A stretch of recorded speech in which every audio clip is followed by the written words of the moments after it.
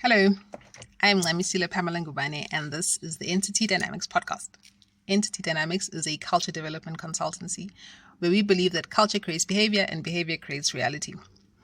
So the title of this video is It Takes Patience. Okay, so what takes patience? Well, anything that you are trying to build or develop. Okay, so this world we live in is a 3D material world where things only come into fruition through action and they take time to do that.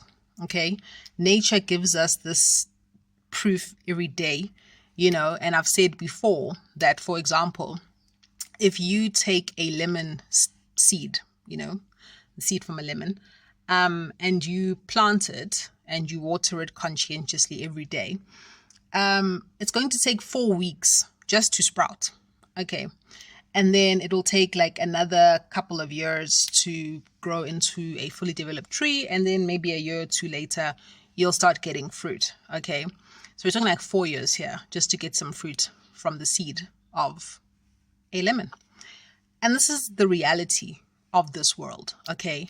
Unfortunately, we have a situation where, and I think this has increased much more since the Industrial Revolution, where people are conditioned to believe that just because you have a sense of urgency about something, that thing should materialize quickly. Okay. And then this is why you will have people turning to, cash in transit heists, for example, because they want to score a quick buck, where people will gamble, will play the lottery, all in the interest of getting rich quick. Okay. Because yes, money is important in this world. Unfortunately, since the Industrial Revolution, once again, we really have come to a point where you literally have to pay money just to live on this planet. And it is pertinent. You need money. That is a fact. Okay. Obviously, you can make your way around it, especially if you have access to land. But if you're living in an urban environment, literally money is the difference between life and death. And so obviously, a lot of the criminal activity, like these cash in transit heists, are as a result of people's desperation to have money so that they can live, so that their children can live. Okay. But even that poverty, is also a result of people not having the patience to cultivate true knowledge in this world. Okay. If people had the patience to cultivate true knowledge, they would realize that wealth creation would be much more expanded, okay, if they were to, for example, increase everybody's capacity to become wealthy, right? But in their ignorance, because they don't have the patience to cultivate true knowledge, they instead think that if other people are getting rich, then it means that money is going to be taken from them. And the scarcity is actually one of the principles of modern economics, okay? That there's a finite amount of resources, there's finite wealth, and essentially you need to hoard it, because if you don't, at some point it's going to run out and we're not going to have enough. And this goes into also how things are produced, the farming methods that we use, where we like farm huge tracts of land for huge amounts of crops, and then we store them in huge warehouses, and then we distribute them over time to people. That is inspired by this scarcity model. Similarly, like right now, if you go to countries in Africa, there's a lot of secondhand clothes that get donated to these countries. I saw this recently on Instagram, this woman from Ghana, and she's like, these clothes are more than we will ever be able to wear in any amount of time. And so they become a source of pollution all over the place, especially on the coast. Same thing. We need to mass produce so that we don't have to worry about having some in the future, Also with mass production, it means that you can lower production costs because it takes time and energy if you're going to sit down every time a need actually exists to switch on the machines, to get people to work, to harvest the cotton, etc., right?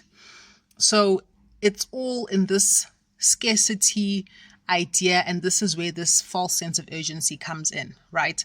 So this then permeates the entire society, wherein if a person thinks of personal development, and this is what happens a lot in the self-help space and in the spiritual space, is that this same mentality, this false urgency based on scarcity, because these people, believe that if they don't find ways to get money from people, they're not going to have enough. Like I said, we do have this poverty, but it's manufactured in many respects, because if people had access to the land, if people had access to resources, skills, know-how, in order to be self-sustaining, we wouldn't need all this mass production. We wouldn't need this false sense of urgency. People would be able to create at their own pace, to develop at their own pace.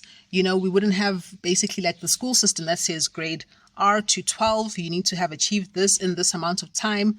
And if you don't, you're a failure. Not everyone develops at the same pace. Not everyone learns at the same pace. Isn't it interesting how much we obsessively celebrate these kids who will finish matric at like 14 or 16, and then they go to university at like 15 or 17, and we're like, oh my gosh, they're so smart because they did it quickly.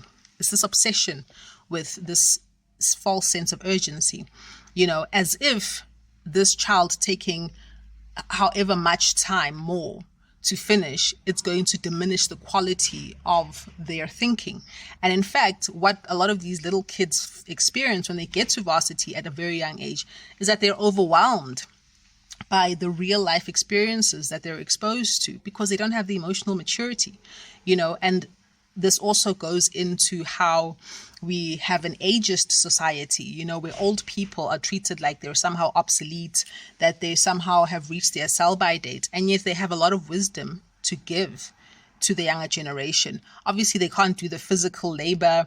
Maybe they are not able to innovate technologically like they would, but they are able to become injectors of deep wisdom into the culture, so that cultures are formed which actually nurture life. And one of the things that older people will understand is that, yes, there was a whole lot of false urgency that I succumbed to.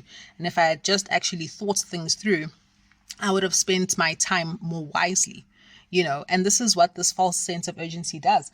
It causes us to misuse our time, And so one of the things that you will find is that people are very much inclined, right, when it comes to matters of personal and spiritual development, to believe that if anything is taking a long time to achieve in terms of personal and spiritual development, then it's a waste of time, because they don't have time. Things are urgent. They need to get things done. And yet, and I heard this being alluded to in a podcast I listened to yesterday, Forrest Hanson and his father, Rick, were talking about self-abandonment, okay? And Rick pointed out that one of the things that are abandoned in the process of abandoning oneself is an abandonment of the suffering that it actually takes for us to achieve our goals, okay? So this false sense of urgency plays into this, where no, I need to get it now. So the self-discipline, the conscientiousness, the consistency, which it actually requires to build anything of true meaning. No, that's too time consuming. It's a waste of my time. And in fact, I'm going to talk about this now in part 2. I believe that this also is a reflection of a very deep cowardice that our society has cultivated, but which it would never name, because obviously naming it will force us to actually take accountability. And if there's one thing that we can definitely see in our society, is that taking accountability is something which is shunned upon.